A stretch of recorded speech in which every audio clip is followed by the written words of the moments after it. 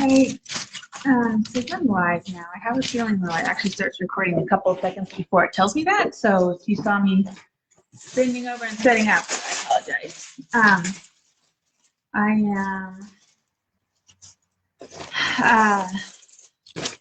am. I'm working from Facebook Rooms today. Tried it a couple times now to see if this works in terms of a format for live. So if there might be a couple moments of not being sure what to do, so I apologize for that, but hopefully it'll make things a little more streamlined. Hi, Kendall. Hi, Lois.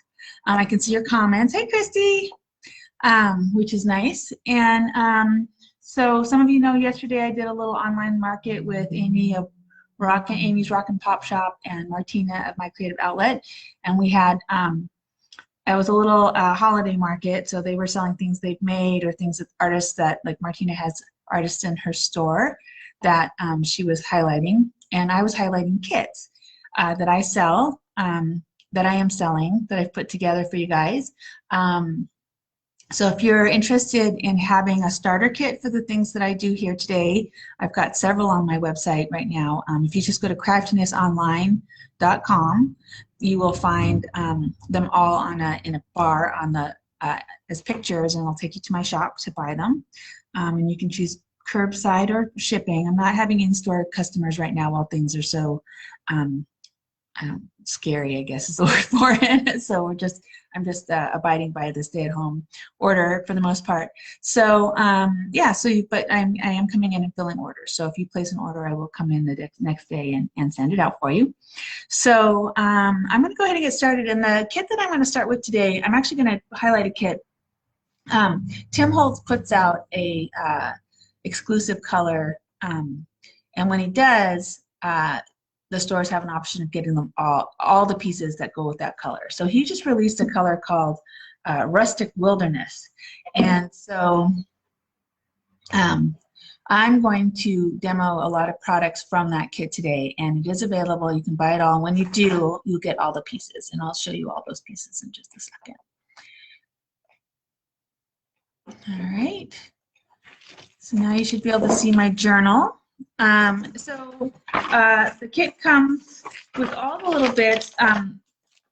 One thing that you get in the kit is he's now putting out these pins for his colors, his distress colors, and there are people out there collecting them. So if you're one of those people, I do have the Rustic Wilderness, and this is something I don't usually work with in my work, though I love it. This is his embossing powder. I don't know if you can see. So I'll show you guys how to use that. It's not something I usually use, but so it'll be kind of fun. And then of course he has his stamp pads. There's the Distress ink, which is a dye ink, so of course that's going to soak in a little more, and the Distress oxide, which is a pigment ink, which is going to sit on top more like a paint. He has the same combination in the his sprays, which I don't have these in stock generally. I do have this color, but it's something I'm adding. I'm trying to get to the point where I have all of his art supplies. So there's the oxide, and then there's the dye. So I'll be using both of those today. And then these I won't, because these are actually re-inkers. So these actually go, you know, when you have exhausted ink on a pad, you can re-ink them with these, which is kind of a nice option. And then his distress paint, which I use all the time. So this is my favorite product out of his. Though I do like the sprays, it's just I have so many sprays that I generally rely on my other brands. But so I'm going to be playing with these today. I'm going to supplement with other colors, of course, because it's going to get very monotone if I just use Rustic Wilderness, of course. And of course, because it's a brand new kit, everything is coated in plastic. Log on to watch someone steal plastic. All right. And put these open. And this open, and what I might do is start with adding some texture with the embossing powder, because it's not something I do very often. So that's this, and if you've taken classes with me, I do use embossing powder, and I sometimes teach classes just on embossing powder. So you need to use it with a stamp pad. I'm actually going to use the pigment, the oxide, for this. And see. If you use a color underneath your embossing powder, like this is going to correspond, so it's just going to double down on the color. But sometimes when you use a color ink underneath it, it can really interact in a fun way. So sometimes you can get a little rim of the ink underneath, or a sort of impression underneath the embossing powder. And what I'm going to do is really try and get a lot of ink on this. And I just grabbed the stamp that I've had behind me. I've used this a few times recently. And I'm going to stamp it. I'm going to stamp it on the paper side, because on the burlap side it's not going to really work. Let's see. And of course this paper is so thick that it might not work here either. But let's see. And then one of the reasons I want to use this first is because I have to tip this up, and it's going to adhere to anything that's wet in order to get the embossing powder off.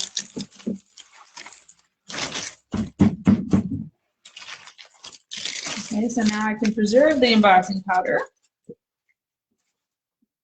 And in order to melt it, I'm going to heat it up with my heat gun.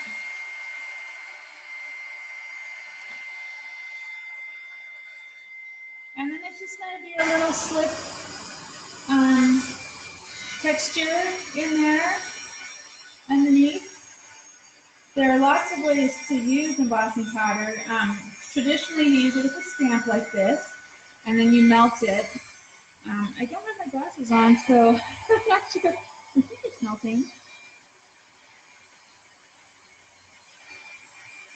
Usually what happens with embossing powder is that it will sit there stubbornly not melting, and then all of a sudden it will liquefy, and you'll see it melt on your page, which is a very satisfying moment.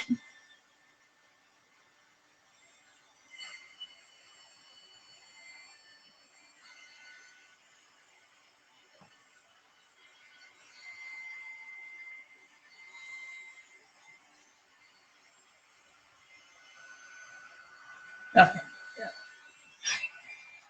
So that's, the more, I didn't get a great impression, mostly because this paper, I don't know if you can see, is actually very textured in itself. It's a handmade watercolor paper. So I'm actually going to show you another way to use it, which is to just throw down some ink, and throw down some embossing powder on it, and then reuse the embossing powder that I used here, and let that shake around a bit in here. So with mixed media artists, when they use, often when they use embossing powder, you're going to see it more like this, where they just throw it down randomly. And you see I got a lot more of the ink on there and a lot more of the embossing powder on there. So now I'm really going to get the embossing effect. One thing I love, like I've just thrown this down in the middle of my page, because I'm demonstrating, but one aspect that I love that's a lot more intentional with this is to use it on your edges. And so, like on an ATC, taking your ink and inking the edges and then dipping it in the embossing powder, it can really give you a nice defined edge that will not then rub off or fade away, because it's, it's plastic. You've melted plastic on the edges.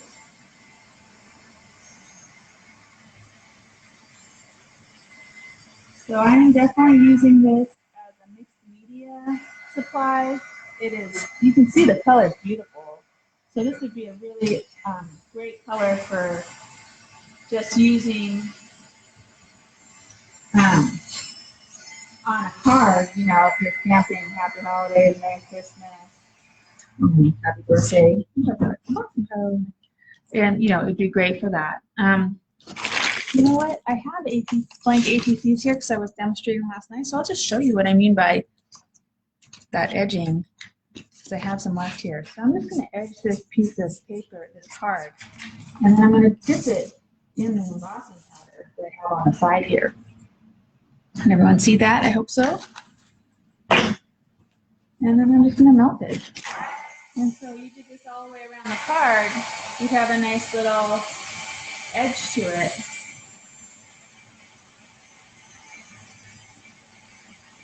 My heat gun is now nice and hot, so it's melting it in record time.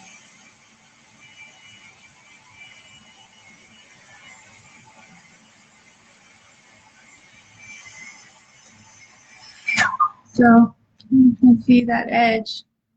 That's a fun thing to do with embossing powder. So that's the embossing powder that's in the kit. I sell other embossing powders too. I've got Seth Apter's art powders, which are chunky and a lot of fun to work with because they don't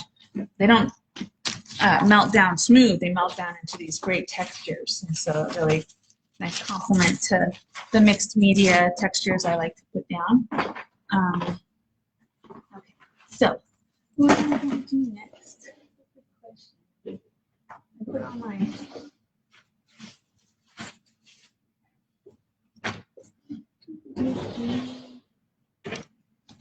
check out some molding paste and get some art going on here.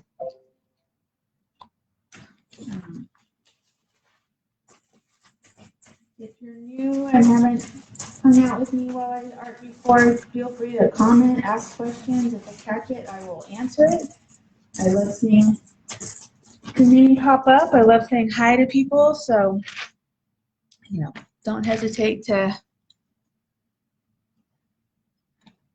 Yeah, it's a nice little technique, isn't it, Lois? It's a simple way to get some color down and frame your piece, and it's fun.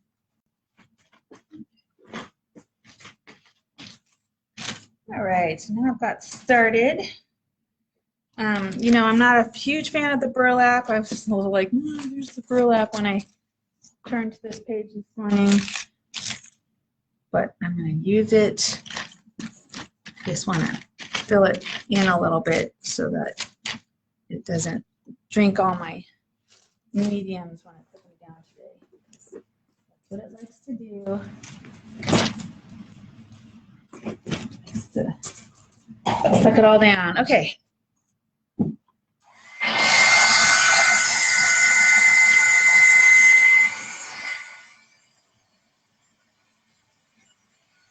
If you're not familiar with the heat gun, it just helps me,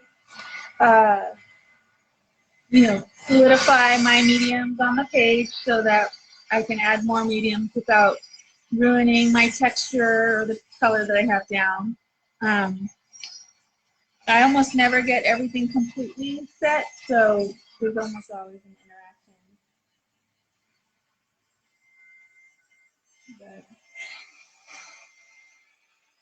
it's also, if you have the time and the patience to let it just dry on its own, that is preferable for almost any medium. When you do this, you risk it bubbling and warping. But as a mixed media artist, for me, that's part of the process that I enjoy watching happen. So I'm not worried about it. But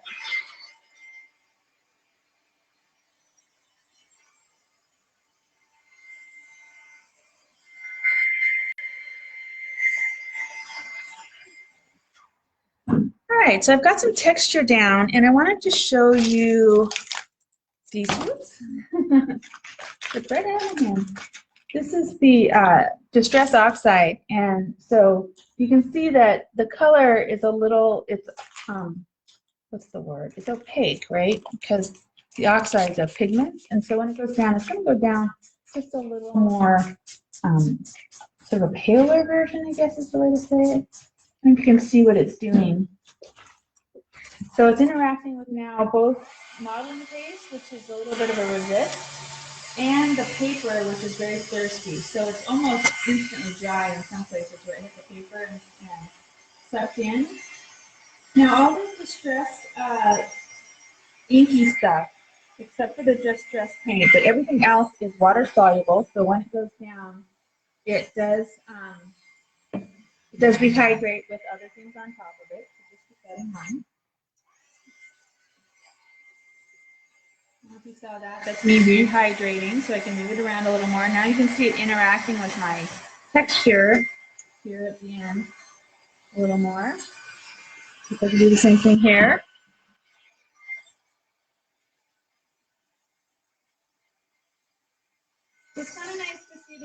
between an oxide and a pigment spray. I don't know if you saw how much that rehydrated when I did that. I've done enough anyway today. But then I want to show you, here's the dye, that's the oxide. Here's the dye. Now the oxide you have to shake and mix up, but the dyeing is just, it's like more watery. This is more like my other, of course the lid is off. This is more like my other products that I sell, like the eye zinc and the Lindy's Stamp Gang, which is just, it's just a very intense like watercolor that you spray on. And you know, it has, I love what it does. It interacts because it's transparent. The outside is opaque, but the transparency means that you get a lot more of an interaction with the texture you have on your page. And so, you know, there are moments where that's what I want instead of the pigment look, which obscures versus interacts. Sometimes I want that, and sometimes I want that. But now you can see how the embossing powder that's underneath there is interacting. It's there, it's doing its thing, resisting, because it's basically a layer of plastic.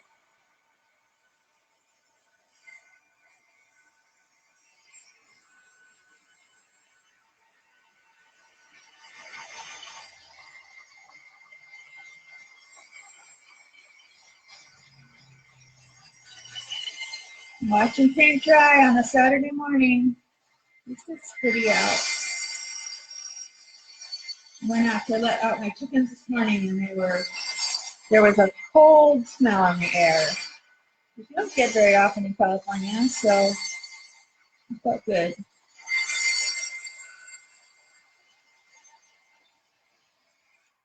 So don't ask me to define what a cold smell is. I know it when I smell it.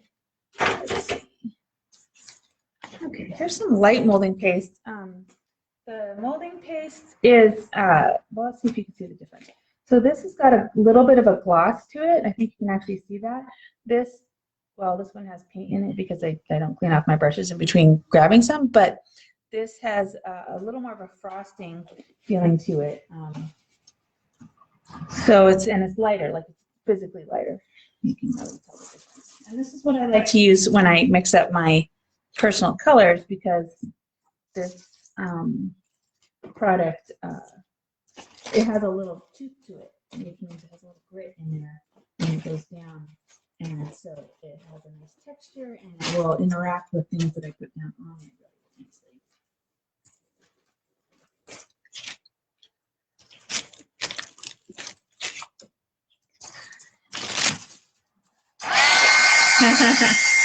I know, it's like, I think part of it, Kendall, is like the smell of maybe wood smoke, like people get cold and actually light fires, which, you know, not very many people do these days, especially in town, but that's part of it. But there's just, yeah, there's something I'm just gonna smell cold. Same thing with snow. When I'm in New York visiting my sister, for instance, that snow smell in the air. It's very distinct. Okay.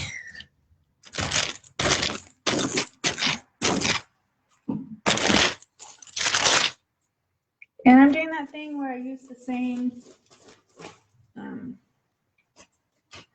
stencil over and over again on purpose, just to get some repetition and the interaction of the layers, which I love. The layers. There's my Mary Berry at Liz. Mary Berry is the very proper British lady who judges the British baking show stuff, and she's always talking about the layers on her cake.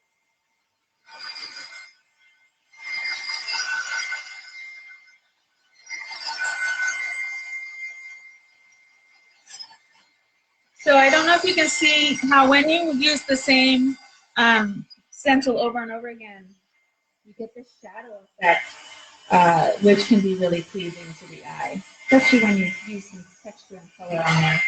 I'm going to do in a second.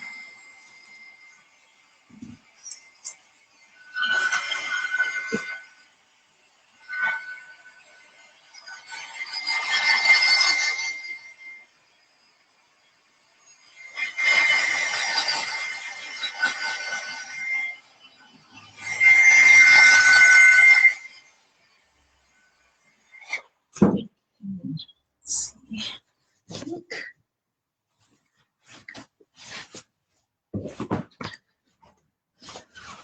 All right, so this is getting a little monotone, so I'm just gonna throw down something. I'm just gonna stay in the Tim Holtz world and use his. This is a distress paint. This is candied apple, and you know, this you can use just as a regular paint and move it around. It's a medium body acrylic if you do that, but you could also hydrate it and it will move around like a distressed product usually does, which means you can see how it's loosening up and becomes a little watery. Now it's on top of this, burlap. But I don't know if you can see, when you get a little bit of color and you've got some texture on, do you see how when I drag it across that texture, it highlights the texture that's there? So I love this product, his distress paints, when you let them loosen up a little like that, are great for that. And I really love how it works on my texture. So I'm going to do the same thing here. I'm going to drag. You see how it's highlighting that texture? And now it looks a little plunked on, so I'm going to soften those edges with some water and let it run around a little bit. And I'm going to drag it some more.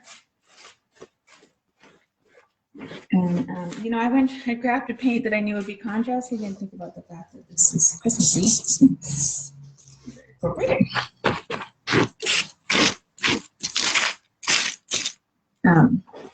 Amy from last night, Amy's Rock and Pop Shop, she has all these great vintagey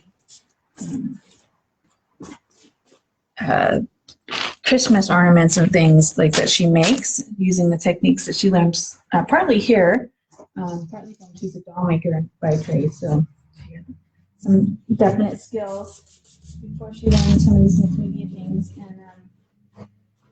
And checking out her stuff if you're still in the market for any decorations. And then, of course, Martina's shop. I don't know if you've been over there yet or managed to check it out, but she has filled her shelves once again. She's back in business after the movie set. Lots and lots of things on her shelves right now. Lots of new stuff as well. So I recommend mycreativeoutlet.net.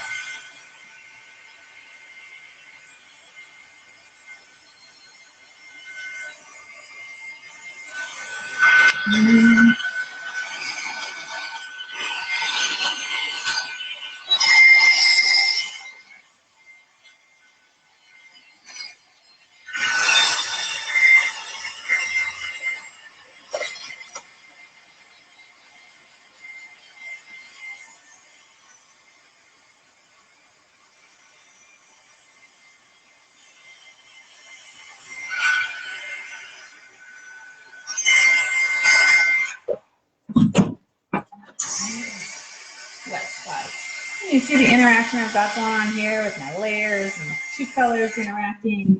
What's nice is that they haven't muddied. They've gone, you can still see the two distinct colors in there, which I really like. But guess what I'm going to do? Add some more texture. And if you are joining me for the first time because you saw me last night, this is what I do. It's super easy to access as an artist. Does not have anything to do with talent or having a good eye or knowing how to draw. It is literally just playing with color and enjoying myself and waiting for that moment where I go, I did it. And I don't know what that moment looks like until it happens. And it's worth knowing that if you don't like it, you just keep going. That's the whole point about mixed media layers, is that you can, if you don't like it, layer up. Means you're not finished. You know, it's the thing about doing this in a journal is that you just close the journal, walk away, and come back to it another day if it's really bugging you.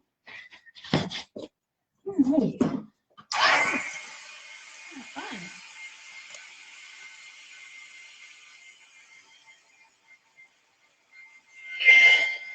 If you're wondering about my lives, if you're I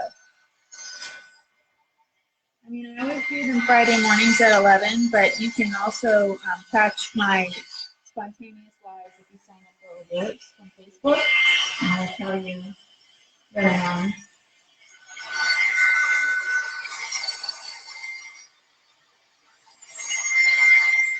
in the next few weeks, I'll be doing 2 weeks. Is it 3 weeks? I think it's only like 2 weeks now until the actual Christmas. I mean, we're actually in Hanukkah, so that's, yeah.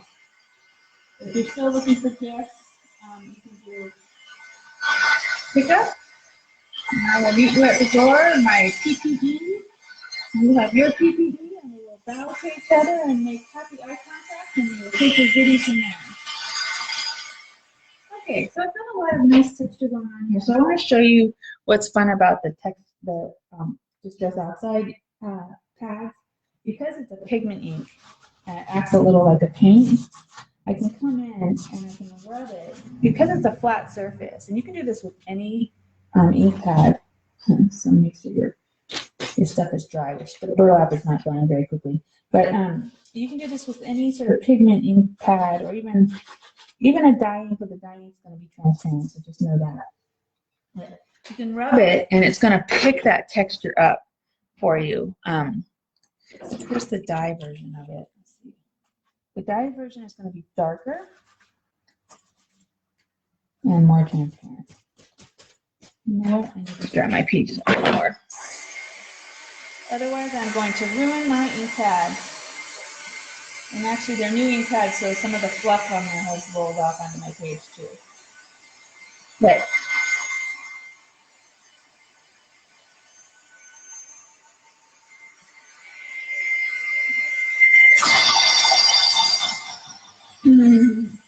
so Kendall's highlighting some of my kits that I put together. I've got ones that, you know, if you're an old cat artist but want to expand your art supplies, you can buy the one that has all the shimmery, goldy, glinty stuff that I sell, like the gold leaf and some gold paint and some silver paint.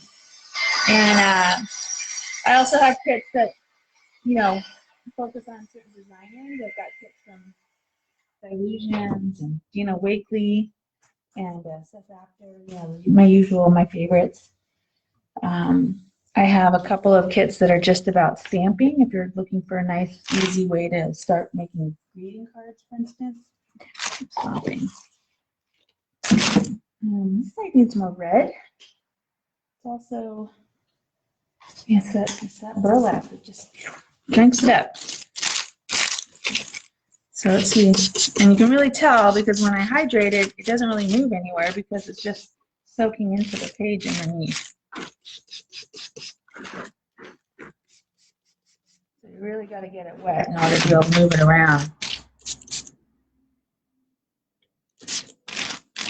Yeah, I'll throw some gold in there, Lois, just for you, for sure. Actually, I did this thing yesterday.